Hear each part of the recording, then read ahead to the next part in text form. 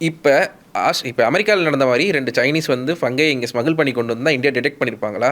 அப்படி suppose attack நடந்திருந்தா India வந்து எப்படி அத பார்த்துருப்பாங்க? எப்படி அத வந்து டிடர் பண்ணியிருப்பாங்க? வாய்ப்பு இருக்கா? வாய்ப்பு இல்ல சார். டிடெக்ட் பண்றதுக்கான சான்ஸ் ரொம்ப ரொம்ப கம்மி. ஏன்னா, ஒரு ஆர்கானிசம் வந்து இப்ப நான் ஒரு இடத்துக்கு ஆர்கானிசம் நான் எடுத்துட்டு போணும்னா, என் பேண்ட்ல இருக்க ஒரு பாக்கெட்ல இருக்க வந்து ஆர்கானிசம் எடுத்து அதுல வச்சுட்டு நான் போயிரலாம்.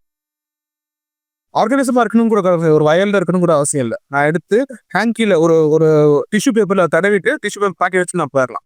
அங்க போய் நான் திருப்பி அத எடுத்து என்னால குரோ பண்ண முடியும். அது ஸ்போரா டெவலப் ஆயிருந்துச்சு, ஒரு ஃபங்கஸா இருந்துச்சுன்னா, அத போய் திருப்பி என்னால எடுத்து இன்னொரு இடத்துல குரோ பண்ணிட முடியும்.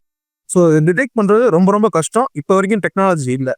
மேபி எக்ஸ்பீரியன்ஸ்ல வந்து ஒருத்தர் நர்வஸா இருக்கிறதுனாலயோ, இல்ல வந்து ஒரு பர்ட்டிகுலர் ஸ்பாட்ல இருந்து வரும்போது, அவங்களால மேபி ஒரு ஆல்ரெடி ரிப்பீட் அஃபெண்டர்ஸா இருக்க முடியும். இல்ல வேற ஒருக்க வச்சு ஐடென்டிஃபை பண்ணாலே ஒழிய வந்து வேறபடிக்கு அ இத ஐடென்டிஃபை பண்றதுக்கான மெக்கானிசம் எனக்கு தெரிஞ்சு வேர்ல்ட் லெவல்ல கிடையாது.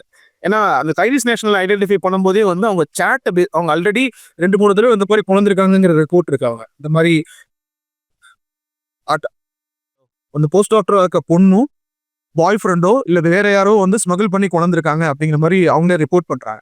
இதுவே வந்து அந்த சாட்ல அவங்க சொல்லல, அந்த டிரான்ஸ்கிரைப் பண்ணலன்னா அவங்களால அத புடிச்சுக்க முடியாது.